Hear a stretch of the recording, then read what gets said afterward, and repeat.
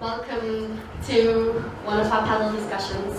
Rinpoche is always very kind to invite me to moderate any dialogue that he has. Thank you so much for your eminence. I'm sure most of you will be aware of the topic that we're going to be discussing tonight. Would anyone care to share what the topic is? Anyone? It's polluted mind and polluted environment. I personally think this is a very interesting topic, and I also think it's highly relevant. Our speakers have already been introduced, but I would like to request Onirop Tsering to share a little bit on Clean Bhutan and the kind of work that you do before we start the discussion. Yes, thank you. I think we should stand down there. So this is the first slide, and we always present this as His Majesty the King of Bhutan on 11th November 2015, Changmintang, during the 60th birth anniversary of Druk Ralung Shedrupcholing. His Majesty said, I quote, "Always watchful, His Majesty Druk Ralung would observe litter that blight our pristine environment." And Clean Bhutan's emphasis is more on an express concern on the growth of waste and their proper disposal. This is what we are facing. So we take this word by word, and Clean Bhutan works on that situation. So this is a confused mind. It's normally, they don't know who Clean Bhutan is, so just to indicate that it's LGO. Whereas the private sector like Greenaway or something like that, they make a lot of money out of waste. We don't make money. So we go around begging money to other people. And I'm sorry about this, but unfortunately I do try to advocate on this situation, because a lot of people think that cleaning your mind is just enough and not your environment. So we try to educate the monks in this situation. And I do a lot of talk with the monks in different institutes in Bhutan. So this is what happened, as Namgizam has explained. So ours is clean the brains and not the drains, and to avoid wasteful consumption. So when I talk about anything to a crowd like this, I always talk about we are becoming a consumerist society. Because the world's economy is influenced by greed, desire, and consumption. And in order to get our desire and the greed we want, we consume a lot more than what we really need. So this is one of our philosophy to educate. This is just about the psychological, about how we can talk to people and how we can, it's all about people. These are some of the things it's happening in Bhutan. So it's very simple, because we all follow the very traditional way of trying to manage waste, but I think there is more to this and that, because we do a lot of things now. Next. And these are some of our observations. We Bhutanese, although being Buddhist, we are becoming consumerist society. We are learning the world's economic growth that drives you into purchasing more and desire. So this is just some of the data. You can see in Bhutan, each person produces about 314 grams per day. That is what we have calculated, what we have seen. But a lot of them are thrown into the river and in the bushes, in the forest, because we don't have CCTV cameras, so that's not accounted. If we account that, it may be about 500 kilos per person per day. And just giving an example comparative to the other parts of the world. Bhutan is producing very little waste compared to other countries, but compared to the size of the country, we are producing more. That's the calculation. So we will fill up our country faster than any other country, although they are producing more. These are some of the things we have, and then as Plato's, I just quote that, actually we don't need law if we're a good citizen, but the lawbreakers will always get through it.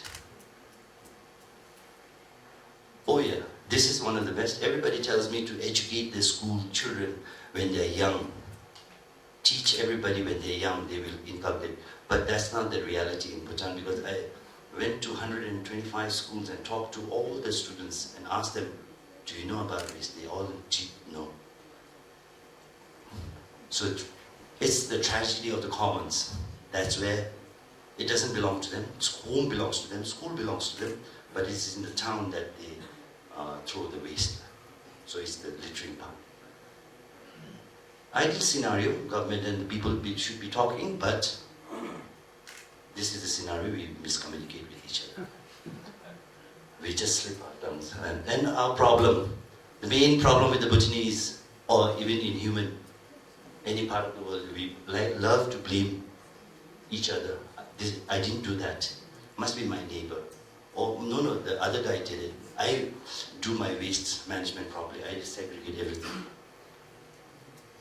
So these are some of the sightings of very recent ones. See, you can see in Quincy what happened. They don't want the waste area to be near them. Do you want to?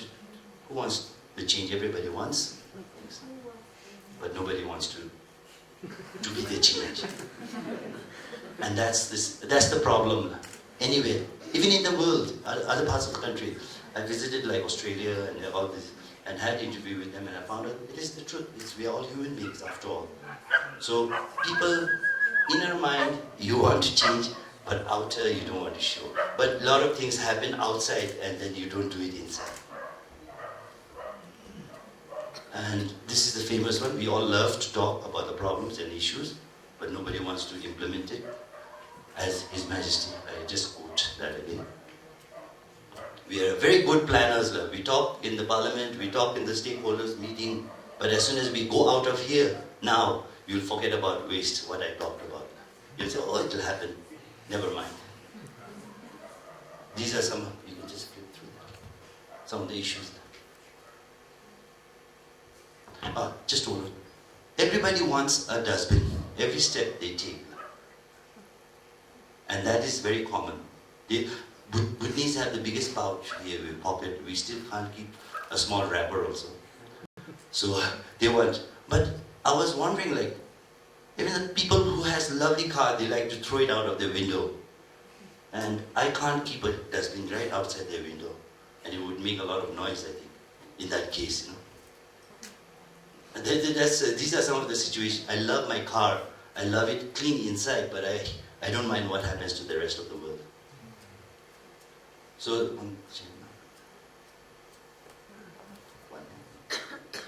this is one we have problem, out of sight, out of mind. We Bhutanese always think that, if you throw it into the river or stream, drain. Drain means Chani Koni Gisabo. Drain does not mean Chani Koni, it's for water, storm water drain to pass by, not for anything. So it's clogging the thing, and we always say, oh, I throw my waste away, and city corporation takes it to maybe Laka, that's fine, I recycle, I give it to the recycling. But there is always something that, there is no such thing as word as away. It has to be somewhere else. It has to be somewhere else. So the impact, there is a lot of impact from there. For example, back. This, you have blocked the drains, and this is the consequences. School children cannot cross the road on a 1 hour shower in Thimphu. And the drains clogged, goes into the houses. Same in Northern Lum. People need sticks to walk around. And it's very smelly, I don't know. And it's all because of us, because we throw it. Oh, it chemies it. And we put it, but accumulatively it will clog the drains and it is going to hamper us. That's the karma we are facing towards. And it goes to the river, and where the aquatic lives die. And next, this is very recent one. Feeding on plastic. This is FAO study. Just this morning's newspaper. We throw plastics, feed on the fish, and when we eat the fish or something, what happens? It affects us. Well, yeah, okay, I'm a vegetarian, I don't care. But I think sentient beings are there. So we are indirectly harming the people there. And people say, oh, Ninji,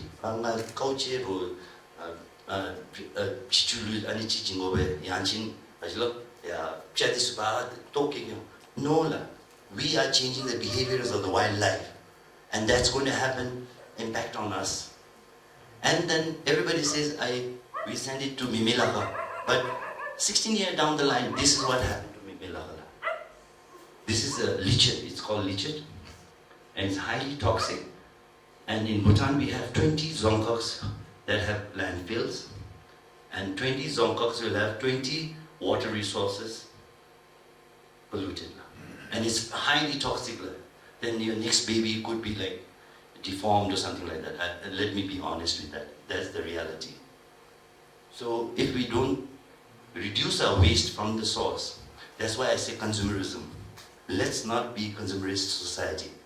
We need to reduce from ourselves. Why do I want a new phone when my phone is already working? It's because new model. Why do I want something nice when I already have something to wear and protect myself? It's all about desire, greed, and consumption. And people say we need alternatives.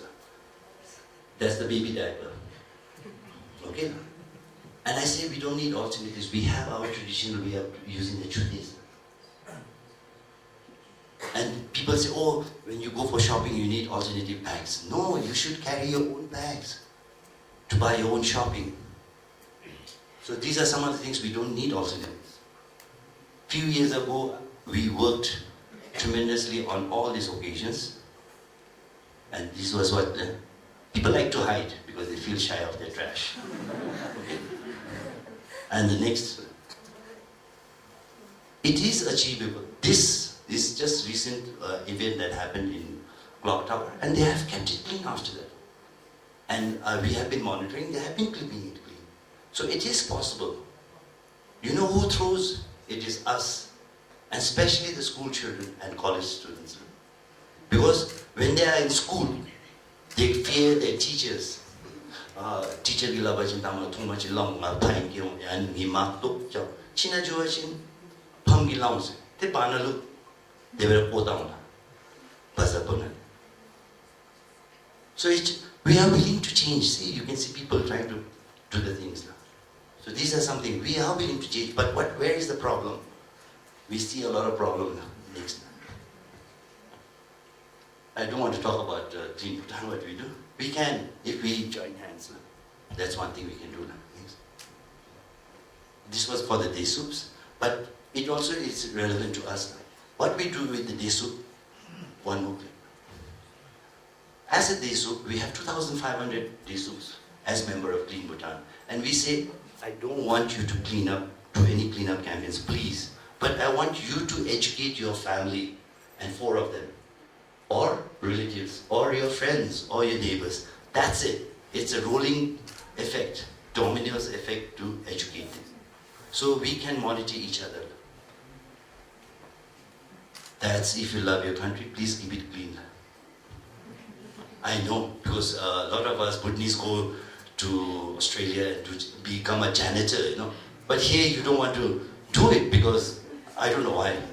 Probably you don't love your country, that's why. But I love my country, that's why I'm doing it for free. Thank you very much.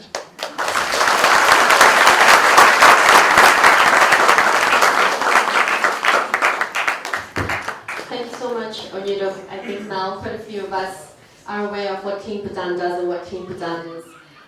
Your Eminence, His Eminence will have a presentation as well, and I think it was a great introduction by Onyedok sharing the connection between the mind and the environment.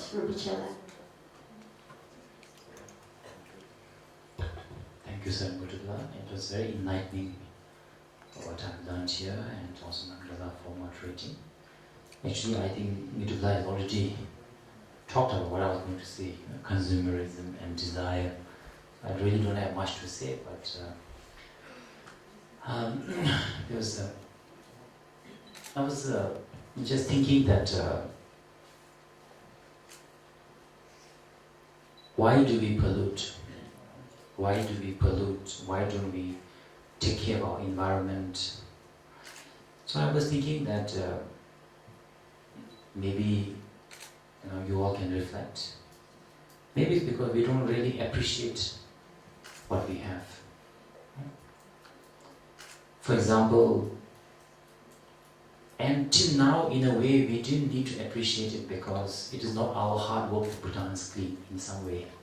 It was the vision of their Majesty, especially His Majesty the Fourth Druk Ralung, gave a car to keep our culture, environment, conserve the rain. So in a way, we were kind of handed a gift, which I think we kind of didn't really, appreciate it.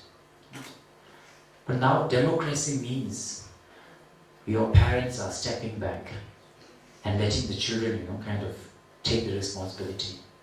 So first, I think that one of the best way to reduce the pollution, first we have to appreciate how beautiful Bhutan is. We really appreciate, look at, let's not just say, let's just look at when you're from Kabisa, look at the beautiful mountains, the trees, the clean air. I've been to Hong Kong, one of my friends Hong Kong. In Hong Kong, the air is so polluted, the government issues a warning. Today, do not go out. And many children are born with I think it's a bronchitis, is it? The breathing problem, right? And many of the places I think many parts of the world, you cannot drink the water because it's so toxic. And I was told one of the main reasons there's cancer in the world is because of the chemicals in the food and the water and earth, right? But Bhutan doesn't have that. But do we appreciate it? Do we feel happy? Wow, I've been in Bhutan, such a beautiful country, clean air, certified product. No, we don't really appreciate it. So when you don't appreciate it, you don't really care about it. When you appreciate the beauty, the air, the clean air, that you don't have to worry about getting bronchitis, children, and somebody was saying about that landfills being toxic, we should pollute the water, our children in the future will be born deformed. Right now we don't have that, but we have to appreciate that first. So I think the first thing is to appreciate the nature, appreciate Bhutan in particular, but only appreciate the fact that we are surviving because of all of this environment. You cannot survive without water. You cannot survive without air. You cannot survive without the tree, to provide oxygen. Right? So we have to first and we also have to appreciate our life. That's why in the morning we do meditation. I appreciate the fact that I am alive, that I don't have a cancer. Why am I alive? Why am I don't have a cancer? Because we are living in a beautiful country. We are living in breathing not toxic, drinking clean water. So I think the first thing is to appreciate the vision of their Majesty, the kindness, and what you have been given, what goodness have been given, that well that you have. I think appreciation is, the first thing. Right? And appreciating the nature, the tree, the air, the water. Right? Then the second thing is that modern society, as Mudullah has very correctly pointed out, is a modern society. More modern you become, more dissatisfied you become. One of the main symptoms of modern society is dissatisfaction. Nobody is satisfied. When country is very developed, nobody is satisfied. Why is nobody satisfied? Because everybody tells you, don't be satisfied. Right? Everybody tells you, you look at the television, say, oh, the latest car is coming out. Don't be satisfied. Indirectly telling you, don't be satisfied.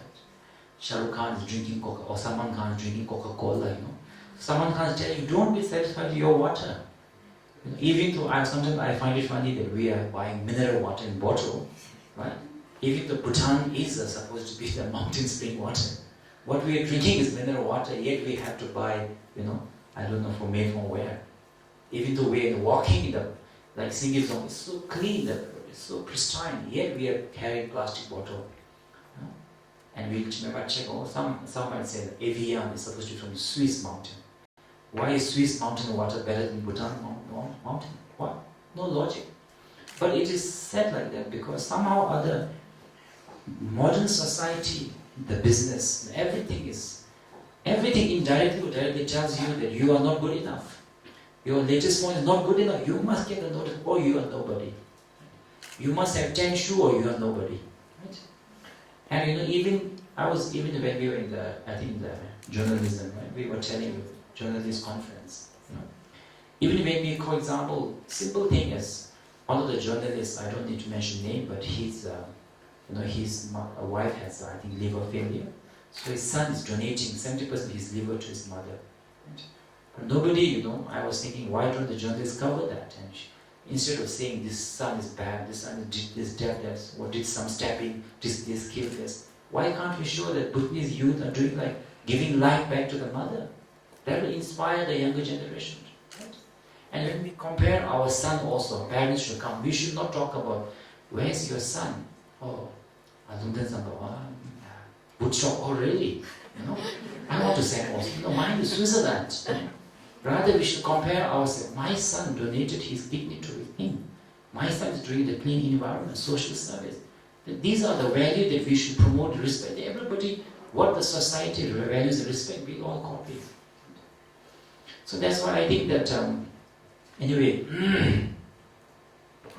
so the modern society thrives on dissatisfaction. Right? Everything. Modern society indirectly tells you that your wife is not good enough. Get another one. Really. Say to the husband, you don't matter, get another one. There's many fish in the ocean. No modern society tells you, little bit of sebakomshi, appreciate each other. Nobody is perfect. Nobody says like that. They say, get another one, doesn't matter. You don't like fish, get another cow, another, right? So eat also, right? Even the healthiest food is home cooked food. But I was told that, I was telling them that before, without my knowing, our souvenir shop, there was a lot of packaged food. I was telling the monks, this is the first time, next time please don't do. But they were telling me, no, this is a very good business. Everybody is eating all the packaged food. Even though you are getting a free meal a day. Right? But you have to leave that behind, eat something that's been made, 1-2 months ago, full of chemical, make you fat, give you blood pressure, and then you're going to gym again. Right? And then to gym you have to buy the treadmill. Again the consumerism, plastic. So the modern society directly always tells you that you are not good enough. Go and get it, not good enough, wear this. So I think this modern, so we have to recognize that. We recognize, that in the media, I was reading the book, we have to always, whenever there's advertisement, we have to know who is sending the advertisement. What is the motivation behind advertisement? Is Coca-Cola trying to benefit you, make you more healthy? Does Uncle Chips want you to become fit and slim? They don't. They don't care whether you become fat and couch potato. They just want you to eat it as much as possible. That's the motivation. Right? So behind every media information, you have to know the motivation. Right? So anyway, I think so modern society is very much dissatisfied society. So that's why we are all unhappy. Nobody tells you to appreciate it. We say no. So that's why we are very dissatisfied as we become developed. That's why I was telling that I get very surprised that 20 years ago Bhutan was much poorer. Yeah, everybody seems to be quite happy. Now we are much more developed. Everybody seems much more unhappy. So that is what has changed is that dissatisfaction has arisen. Right? That's one thing. Now maybe you can show the slideshow. I don't have much slides. I just found one picture. Second is about the selfishness, as Samudullah has said, that many of us are educated, one by one.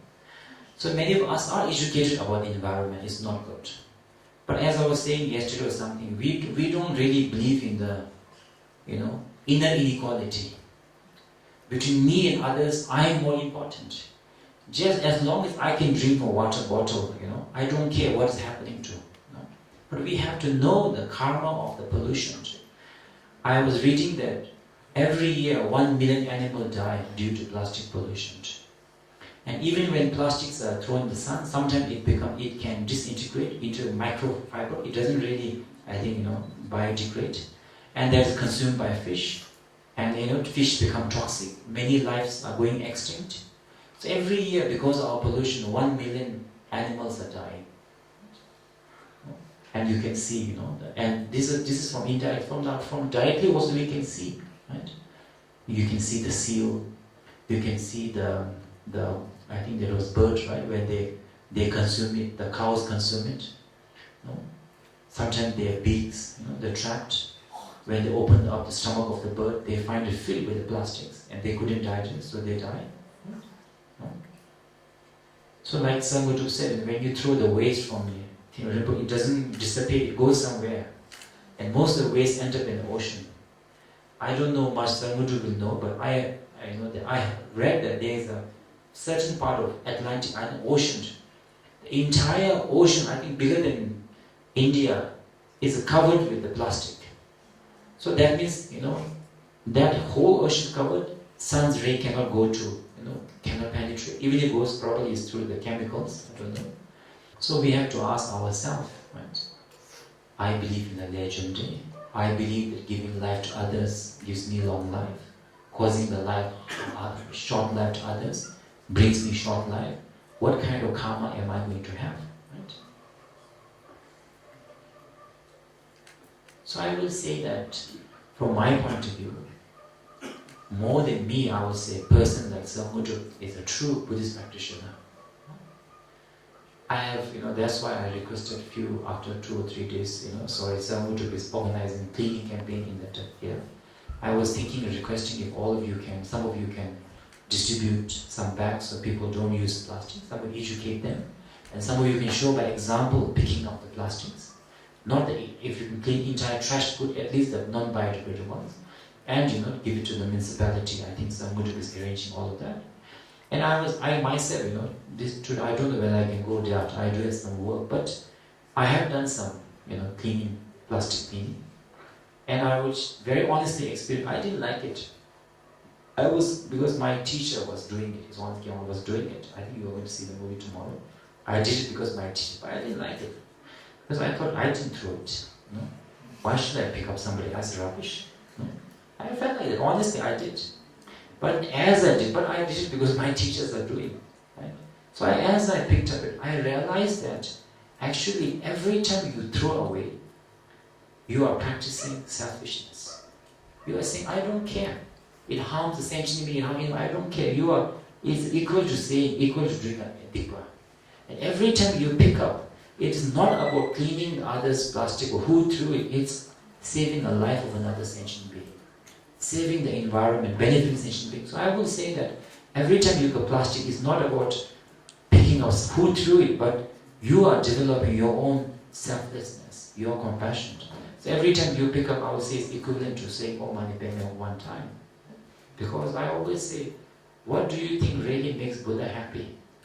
Because we offer him money, do you think Buddha is happy? That means you think Buddha is poor. Right? If you think Buddha is poor, why do you offer him 1 rupee and expect $1,000 back? Right? So Buddha is not poor. Right? So what will make Buddha happy? So let's ask, why did Buddha become Buddha? He became Buddha because he couldn't bear the suffering of all the sentient beings. So anything you do which benefits sentient beings is the best offering to the Buddha. It's not the money offering. So that's why if you ask generously, do you want $1 million or do you want me to save one life, benefit? And they say, oh, I don't want $1 million. Please save the sentient being. It will benefit you also karmically. It will benefit sentient being. That is the best offering to the Buddha. That's why when we were doing Neko also, we were trying our best not to pollute, pick up the plastic. And we were joking that, even if I have nothing to offer to Guru Rinpoches, pollution they offer me. So the little bit up there, pollution, the whole mountain, that kind of offering, that's not true. We may not be able to benefit the sentient being like, oh, mani padme, benefit 6 realms, but at least not harm the beings, wherever we are walking, just not harm them, right? And let's benefit them. So I think, what Le Junde is there, compassion is there. That's why I was saying, this morning we were talking about essence of the Buddhism, Le Junde, and the Sim, Le Junde, Dipanipe, Gyalwa. So if you think of Buddhism as one thing, like, oh, Mani Padme is a Gyalwa, Rindu is a Gyalwa, Nebo is Gyalwa, then you are getting stuck with the form. If you understand the essence of the Buddhist teaching is believing in the cause conditioned, by positive cause condition, you will automatically know what is Gyalwa and Gyalwa. Nobody needs to tell you. So that when you do a plastic picking, it's a Gyalwa. It's done with the mind of benefiting others. It's something that will definitely crumble down your ego. So definitely, I think you can get enlightened. Probably Samguru will be one of the first to get enlightened by cleaning the environment, Right? Possible, right? And I think maybe once he becomes Buddha, he'll be one with the carrying, I don't know, maybe a plastic on the line. Look at the chairs into plastic and the recycle sign. Really? Right? Some people say, why didn't Buddha talk about cleaning? Why do you have to clean? There was no pollution at that time. So Buddha didn't have to say it. But Buddha said, do not harm sentient beings, benefit sentient beings. So you have to understand that. So that's why, anyway, so that is from my perspective, why I'm coming back to it. I think we don't care about the environment because we don't appreciate it in the first place. How important water is, air is, how clean and beautiful Bhutan, His Majesties have given a gift to us. We don't appreciate that. Right? People are paying $250 to come per day to appreciate the environment. We are paying zero. And we are making sure that in the future people don't come. Because we're making it dirty. So they will say it's not worth it anymore. Right? We are not appreciating it. And we are too lost in the media, I would say normal media, that we are not realizing the media's message is intention is what is intention is to consume. You are not good enough. And most important, even though we may be educated, we know about all environment, yet we don't care because we have inner inequality. We believe that my happiness is more important than anybody else. As long as I enjoy my Coke or my chips, 1 million animals dying every year, I don't care. Because of the pollution, people getting cancer, food, land, water getting contaminated, I don't care. No? All I want is my uncle chips. Right? So that is inner inequality, the selfishness. Right? So through the church, through the money, we do develop the inner selflessness. And with the wisdom, practical wisdom like clean Bhutan, we have to act on it. And every time you do, that is a Gyalwa. Many people in Bhutan, they say, oh, Buddhism is very difficult, Rimdo is very expensive. I would say Rimdo is something that is, not Buddha Shakyamuni, at time there was no Rimdo. But Rimdo came about because of belief in the cause and condition. So in one way you can say that for my Rimdo for this year, I'm going to clean Bhutan. I guarantee you there's going to be a Rimdo. Because by doing that you will purify your negative karma, by which you are sick, by which you are going through. By doing something which will save life of many sentient beings, you will accumulate merit. You have done your Rimdo, and you have spent zero. Right?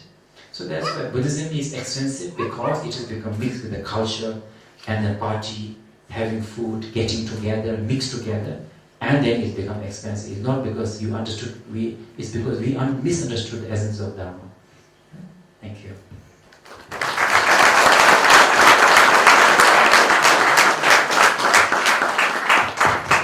Rinpoche shared some very valuable facts, I would say.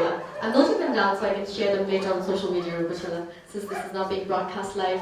But this is valuable even for young people. I do have a question for Onyirupla. As you go, a part of, the main component of the kind of work that Clean Bhutan does is really to create awareness. Also because you're saying your long-term goal is to wean people away from being a consumerist. And also, but the short-term goal, 2030, is to make sure that there's zero waste in Bhutan. There's somebody who's told me, I think it was Ajikunsam Churunroda, that she told me that Bhutanese have this habit, tendency to throw away things after we're done with it, because we never had plastic in Bhutan before, and we didn't have paper. We had banana leaves. So it's almost a generational change that you would need. Do you have that patience? Are you optimistic that we could do it within our generation itself? Thank you for the question. I have to be very optimistic about it, because to change a person's life, I took it only 16 years, but then they become a teenage. And I have taken it, this is the third year running. So 3 years on, another 13 years more to go. And I believe that when a lot of people say educate the children, but here I'm trying to educate the parents to educate the children. So I think I'm very optimistic that by 2030 we will achieve zero waste Bhutan. And you can see in some of the pictures, in 2.5 years, people are already taking responsibilities. They are trying to, but is there the connection between the facility provider the connection between the one who wants to do are not meeting. So we are like a medium trying to get in between to connect them together. Thank you. Rinpoche, why is cleanliness so important to you, being a spiritual master yourself, and the way you so passionately demonstrated why you feel this way? But I want to know, as a layperson, why are you so passionate about cleanliness, La? Because I think the basic to be a Buddhist is to believe in the cause and condition. And when we know that, before we were not educated, but when we know that the plastics and the non-biodegradable harm so many sentient beings, and every morning when we do things, we say, Manjur Nakadanya Besimshan Tamchi, Mother sentient being, or I want to liberate enlightenment. So I was thinking, at least if we can't give enlightenment, at least let's not give them pollution. So that's why, I myself, of course, what we can do, but I like Sangbuddha said, we are a medium. I always believe the job of the Buddhist master is not to tell people what to do or not to do, it's up to them. But definitely it's our duty to show from the spiritual side, this is the reason, this is the logic, and then you decide yourself. Buddha Shakyamuni said, I'll give you teaching, you analyze whether I'm right or wrong, you decide it. So I think anyway, if you take away the essence of all this monastery, the temple, chanting, whatever, there's one reason why all these, zamzings we are doing. Zamzing, damding, whatever, is to benefit sentient being. If it doesn't benefit sentient being, it's not a legend, it's not a good karma. And that is the only thing we can take away when we die. And when we talk of benefiting sentient, so at the end of the day, all this zamzing you are doing, but you cannot benefit sentient being. It's a waste of time, waste of energy. We should rather do something else. So that's why I think that in this 21st century, environmental problem is the biggest problem facing the entire world. So I think this is something that we have to, I think all of us, especially those who believe in legend and compassion, has to make it a very important part of our life. Rinpoche, when did this become so important to you? Do you remember how old or young you were when you first realized that this affects you adversely and you're not comfortable with polluting land? I think it was about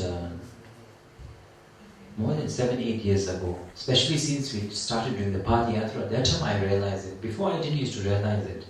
So when we were Padayatra, because I think that one of the harms of the modern society, Bhutan is a little better, we are closer with nature, but in a big city like New York, you have seen, we are so far from the nature that we forget how important nature is to us.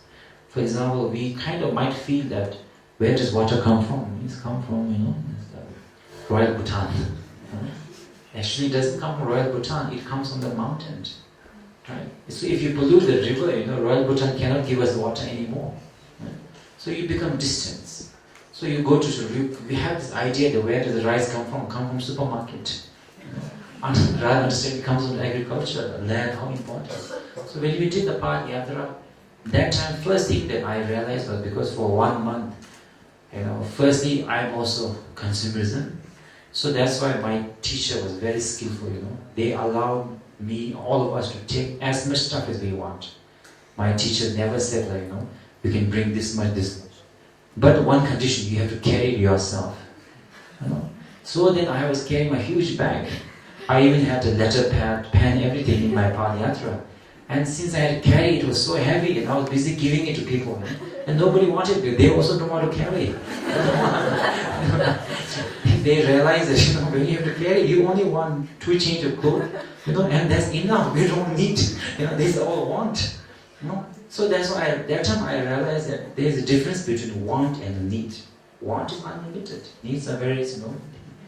And then when we were walking, we go through the beautiful rivers, mountain, where Ladakh, or tomorrow night you will see the documentary.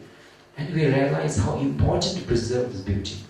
And we were so hot, we had that sheer bit of shade, where there's a tree, my teacher used to say that, look at how selfish you guys are. All of you, we have a different group. So all of you, because there are limited number of trees. So we all rush fast to get the biggest tree with the biggest shade, But my teacher used to wait until everybody gets the shade tree, and then he will look for, whatever is left over. And he said, look at how selfish you guys are. He didn't say. So that time I realized how important trees are. I didn't know the connection between oxygen and all that, but it's just a shade, how important the water is. So I think from that onward, I did become very convinced. And then as I do my Padayatra, I think I'm supposed to be a practitioner, teacher, whatever. And I realized if you really want to believe in Lechumde and compassion, you cannot avoid this. If you could explain to us how Clean Bhutan does all of your cleanup campaigns across the country. I remember we ran stories on Clean Bhutan and how you were always cleaning up after the Menlom Chemos at various dokhuks. It takes a huge number of people to be cleaning up after hundreds of people. So what kind of people help you? How do you get people to help you? Because I know that you cannot manage this alone now. Thank you for the question. And we have been doing in 20 zonkoks. Anywhere there is such Milam Chimbo. It's just about connecting with people and trying to convince what is the story behind you being volunteer. But there's always a catch. All the students, young volunteers, always want something benefit out of it. And that, I think, is a secret to myself. And I try to teach them that how to go about, and then they are convinced. So wherever there are Milam Chimbos, I don't have to know. They will come to me from that particular zonko, and then I delegate the work on how it's done and what are the benefits. Important is benefits in it. So people tend to, still we are human beings, so they need some benefit. There is no such thing as free lunch. Yeah? So they always ask for the benefit. But I don't give benefits in terms of monitor or any kind of merits. I educate them on the merits you will earn from that. Thank you very much. I'm sure that's a very easy job, lah. Rinpoche, you have the space for final words before we conclude.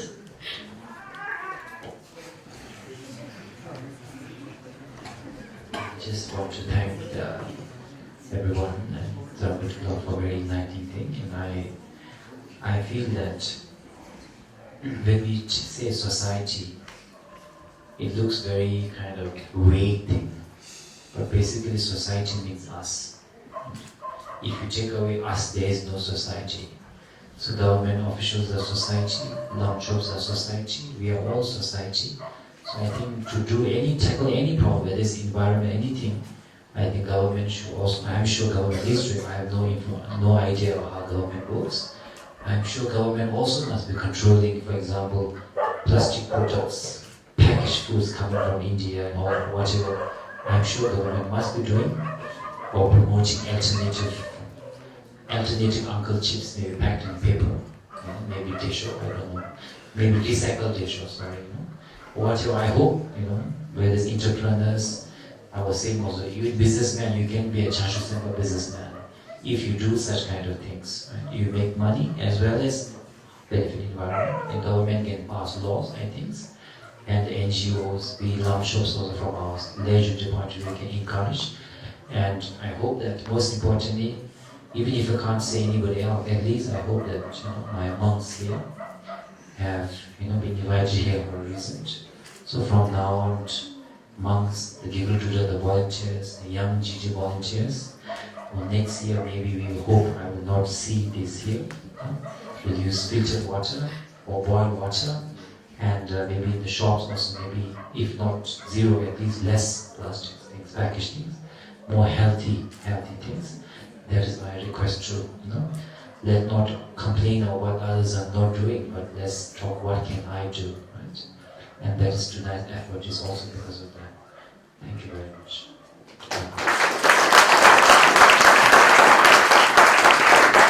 Thank you so much, Your Eminence, and I think just like Rinpoche said, your monks would have learned something tonight. I have learned something tonight as well. Rinpoche knows my practice with Buddhism, nil.